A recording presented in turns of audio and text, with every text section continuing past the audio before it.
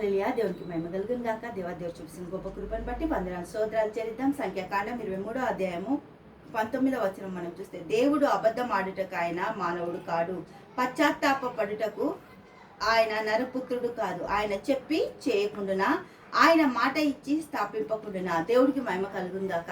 దేవుడు ఎన్ని విషయాలలో ఏ విధం చేతనైనా మనకు కావాల్సిన ప్రతిదాన్ని సమకూర్చి దీవించి మనం ఏదైతే పొందుకోవాలో, ఏదైతే మనకు కావాలో మాట ఇచ్చి, మాట అంటే ఏంటి?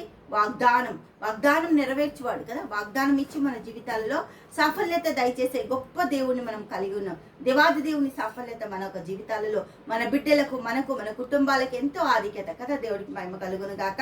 ఇదిగో దీవించుమని నాకు సెలవాయను, ఆయన దీవించెను, నేను దాన్ని మార్చలేను.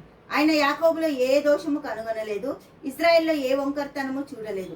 అతని దేవుడైన యెహోవా అతనికి తోడై ఉన్నాడు. దేవునికి స్తోత్రం. ఎన్ని తప్పులు, ఎన్ని బాధలు, ఎన్ని ఇబ్బందులు, ఎన్ని వేదలు, ఎంత చెడు మార్గం ఎటు వెళ్ళినా కూడా ఆయన అంటే అబద్ధం ఆడేవాడు కాదట. మనము తప్పు చేసినా ఆయన తప్పు చేయని దేవుడు, మనం అబద్ధం ఆడినా ఆయన అబద్ధం ఆడని దేవుడు, మనకు మార్గాలు సిద్ధపరిచే దేవుడు, మనల్ని నడిపించే దేవుడు, మనకు కావాల్సిన ప్రతిదాన్ని సమకూర్చడానికి ఆయన మనకు దేవుడై ఉన్నాడు, తండ్రి అయి ఉన్నాడు, ప్రతి విషయంలో కార్యం చేసే దేవుడు. ఎన్ని విషయాలు మనం చూసినా ఏ ఒక్కటి కూడా మన జీవితాలలో విజయం అనేది ఆయన లేకుండా రాలేదు. ఆయనతోటే మనకు సమస్త కృప మన పట్ల విస్తరింపజేస్తుంది. మన జీవితాలలోకి విజయం రావడానికి ఆయనే కార్యం. విజయ వీరుడు ఆయన. దేవునికి స్తోత్రం. విజయ వీరుడిని మనం కలిగి ఉన్నాం. దేవాది దేవుడు ప్రతిరోజు ప్రతినిత్యం మనం సఫర్ అవుతున్న ప్రతి బాధలో నుంచి దేవుడు ఒక మంచి సమాధానం ఇవ్వడానికి ఇష్టపడుతుండు, మంచి కార్యం చేయడానికి ఇష్టపడుతుండు. ఆయన చేస్తున్న కార్యాన్ని ఎవ్వరు కూడా తిరస్కరించలేరు, తూలనాడలేరు, ఎవ్వరు కూడా వాటిని విడిపించలేరు. దేవుడికి మహిమ కలుగును గాక.